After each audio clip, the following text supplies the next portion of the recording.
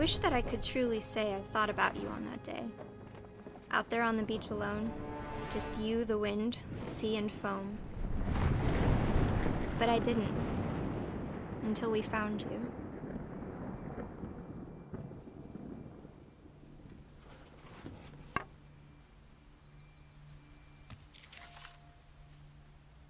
She never talked about him, but Mom told me once if I was a boy, they were going to name me Gus.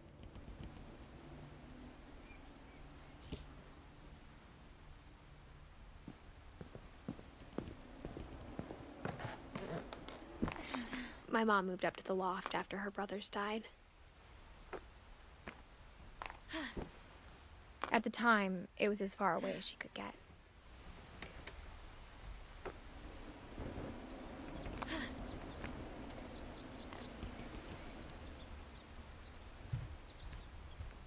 She spent a summer building houses in Calcutta, where she met my dad, Sanjay. My mom moved to India a week after graduation and got a job teaching English. Louis was born a year later. When my dad died, I don't think Mom knew where else to go. I'm sure Edie was happy to have her back. The house had to get a little bigger, but Edie was used to that.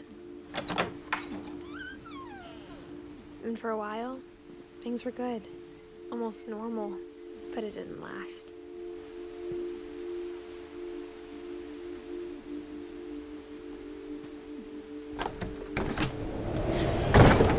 The beginning of the end was Milton's 10th birthday, when Edie gave him a castle. After Milton disappeared, the only thing he left behind was a room full of paintings.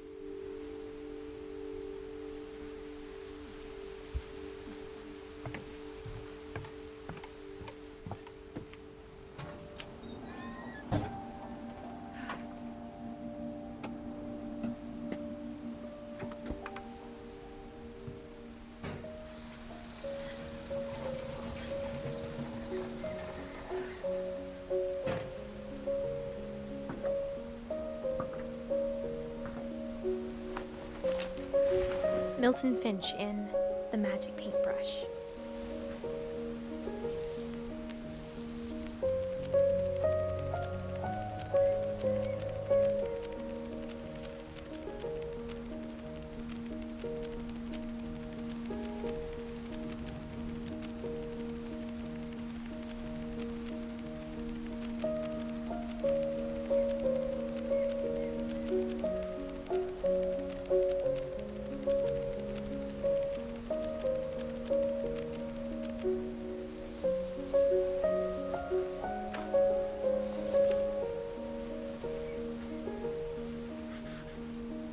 I was 4 when Milton disappeared.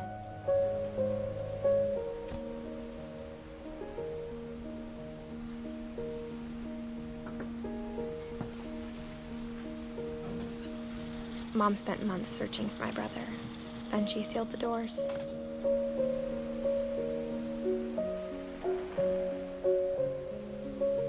Whatever Milton had found in the house, Mom didn't want it getting out.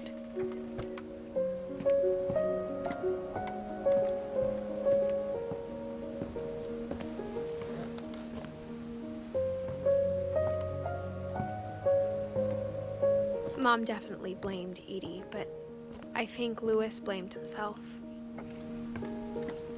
After he graduated, he just spent more and more time in his room, until Mom got him a job at the cannery. Everyone always told me to stay out of Louis's room, except Louis.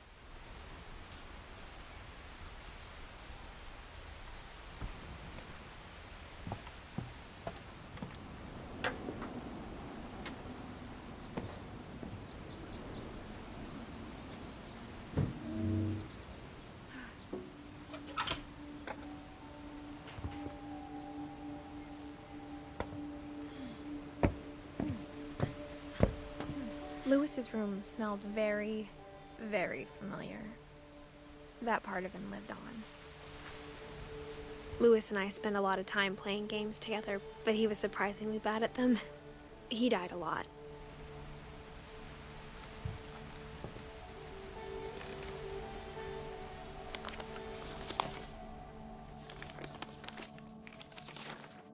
Dear Mrs. Finch, as Lewis's psychiatrist, I can understand your desire for an explanation. As I see it, the trouble began in January, shortly after we convinced your son to seek treatment for substance abuse. Newly sober, I believe Lewis first noticed the monotony of his daily life.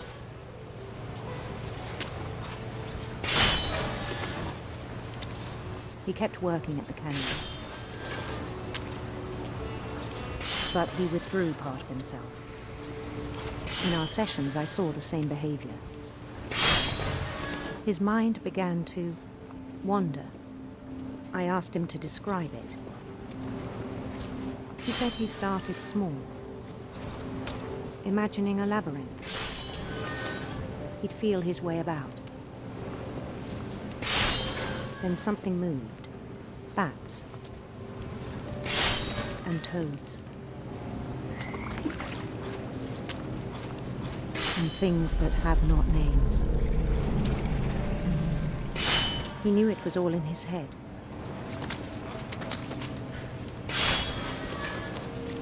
But he took it very seriously. I had hoped he'd find himself.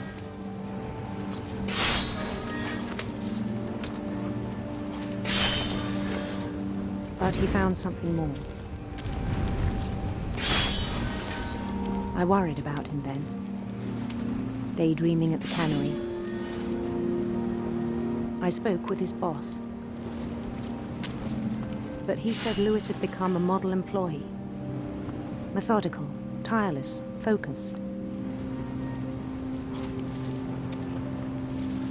Like a whole new Lewis. So I let him go on.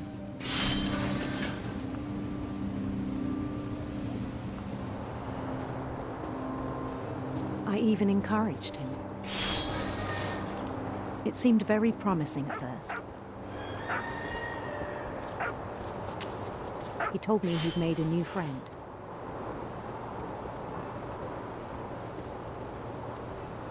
On the edge of a city he named Lewis Utopia. He built the city up slowly, brick by brick. Then he made musicians.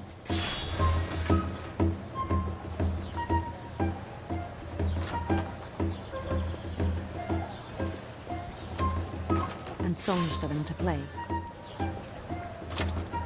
He talked about starting a band.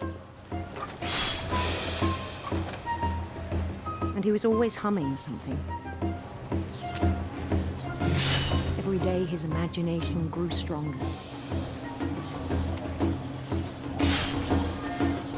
He no longer spoke at the cannery. But his chopping was as reliable as ever. Then one day it struck him that all the cheering crowds, even the stones under his feet, were all in his imagination, so he could do whatever he wished.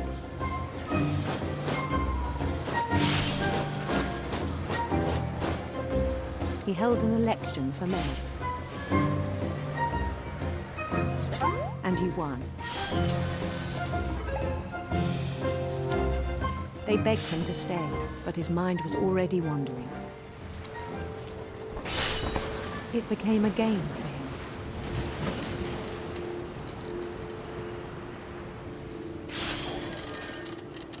He'd conquer a city, then immediately push on.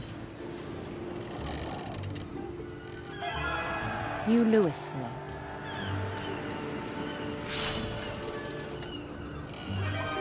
St. Louis. He started drifting away from our reality.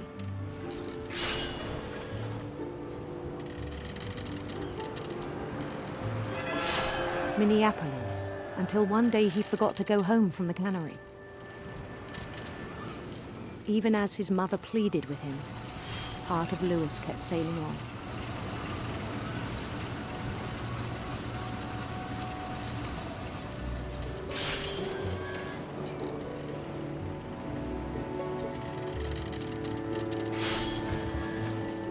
In Louisburg, he heard rumors of a handsome queen.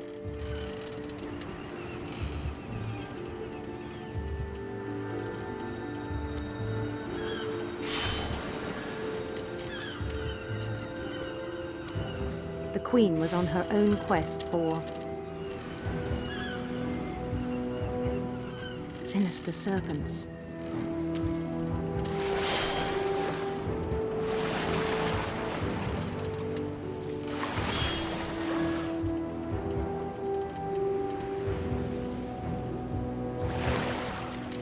He followed the sound of her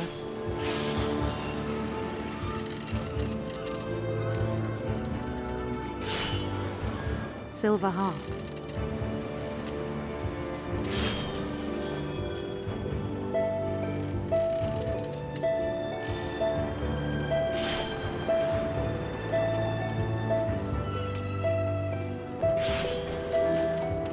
His chase led him to a golden palace east of the sun and west of the moon.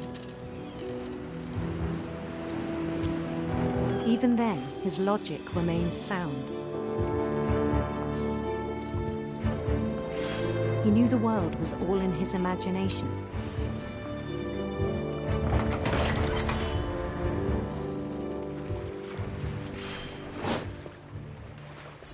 But he was so proud of having created it. In his own eyes, he'd become something greater than a king.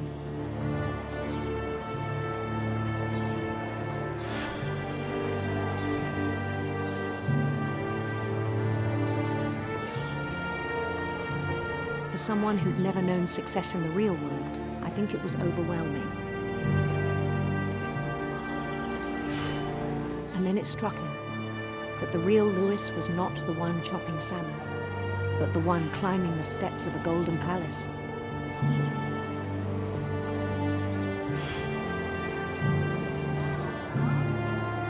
My imagination is as real as my body, he told me. It was hard to argue with him.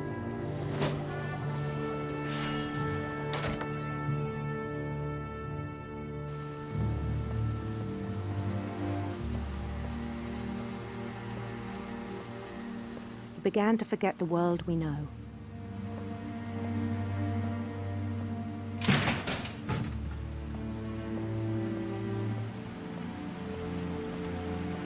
I think it pained him to remember Lewis, the cannery worker.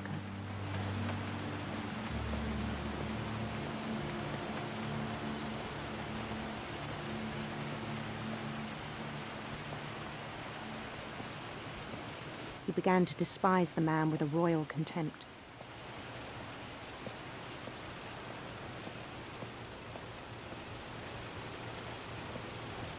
I still thought I could save him.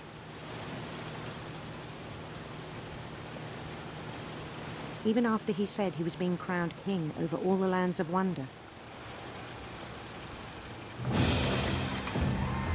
The palace would be packed with his companions.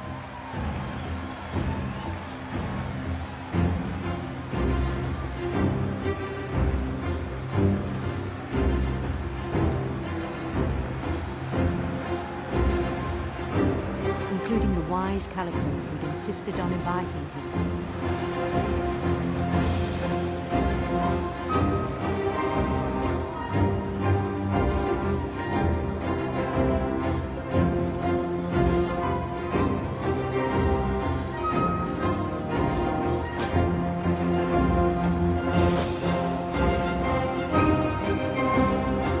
His queen waited, holding his crown.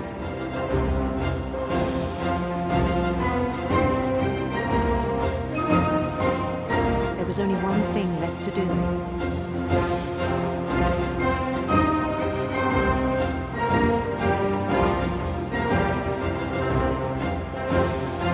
Bend down his head.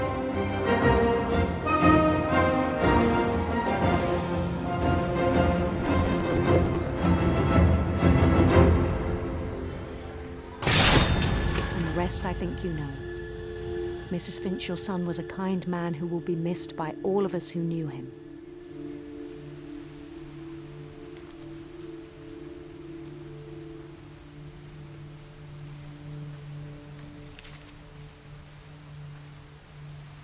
My brother was really cool. I wish you could have met him.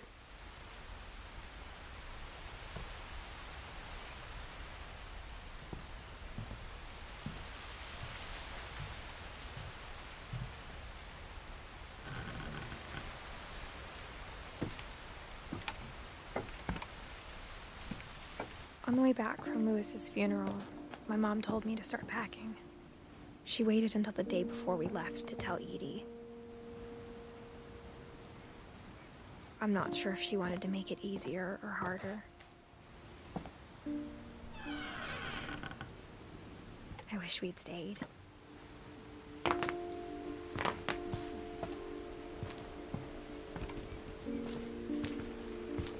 But I understand why we left.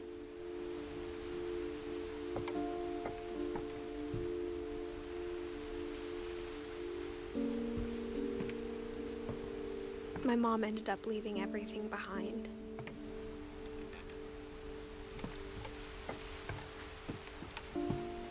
What happened that night had been coming for a long time. Maybe it should have come sooner.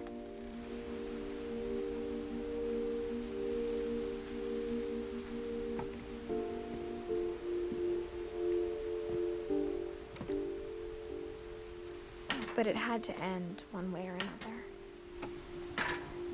All that's left now is to tell you about that last night.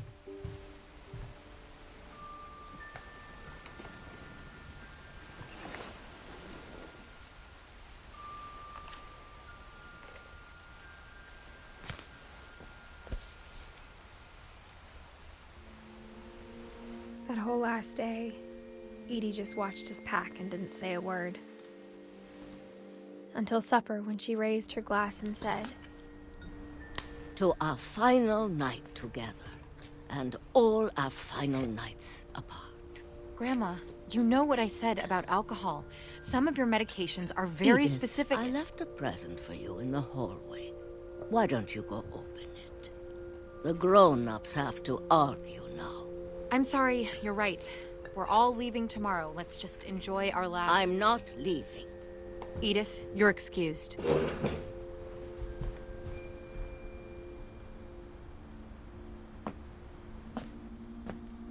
The power had been shut off that morning, but Edie always had plenty of candles. When my mom sealed the library, I don't think she knew about the other entrance. Or that Edie had a key to it.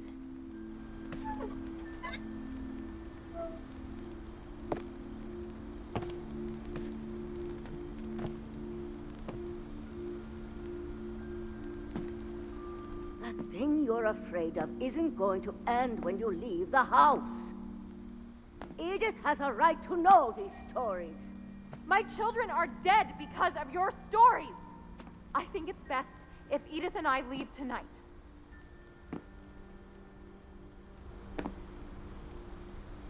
We'll have the nursing home send a van for you in the morning, okay?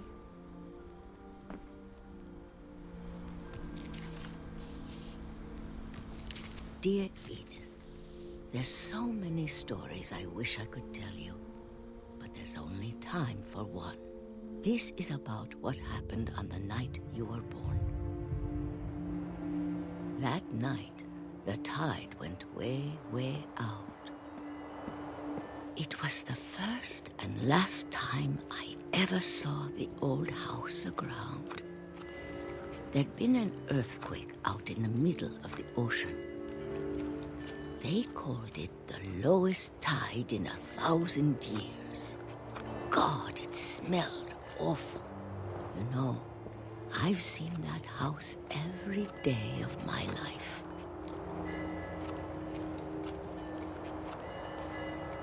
But I never thought I'd go back to it. When the fog rolled in, I lost my way.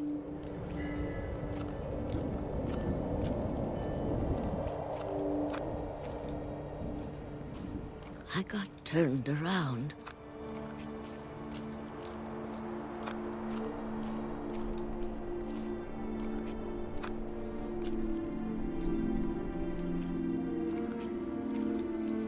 For a while, I wandered.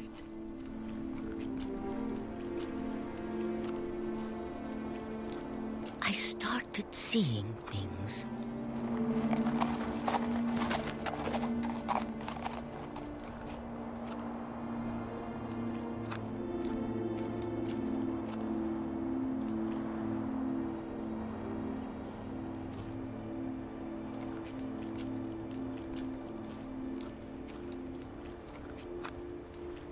Things I'd forgotten had ever existed.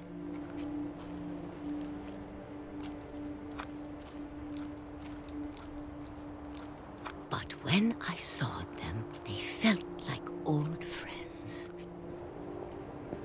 That night, a lot of things came back to me. Or maybe I came back to them.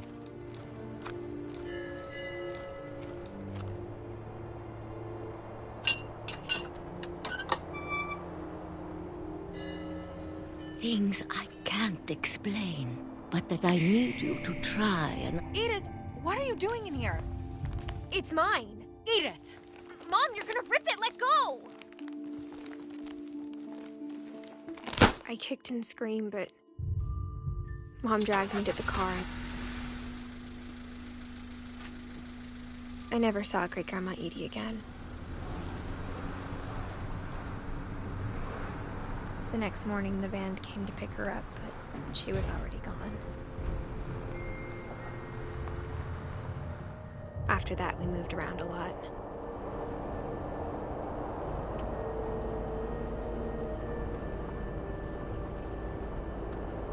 We both tried to make the best of it.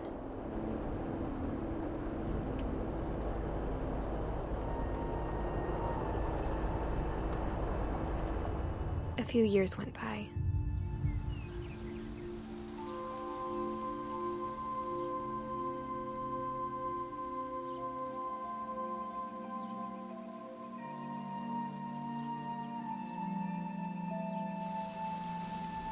My mom didn't like to talk about it. But she started getting sick a lot. The rest happened pretty quickly.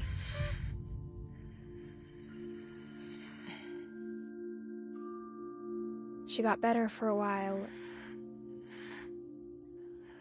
and then she didn't.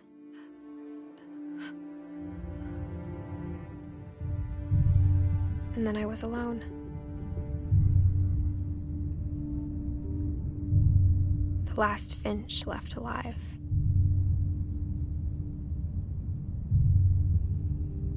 Until I found out about you. I'm still not sure what to tell you about all this. If we lived forever, maybe we'd have time to understand things. But as it is, I think the best we can do is try to open our eyes. And appreciate how strange and brief all of this is.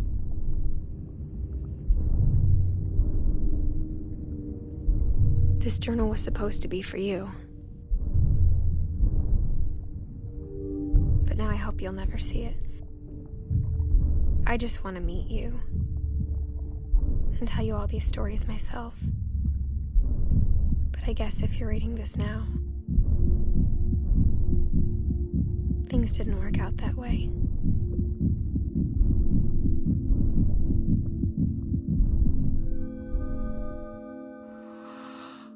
This is where your story begins. I'm sorry I won't be there to see it. It's a lot to ask, but I don't want you to be sad that I'm gone. I want you to be amazed that any of us ever had a chance to be here at all. Good luck.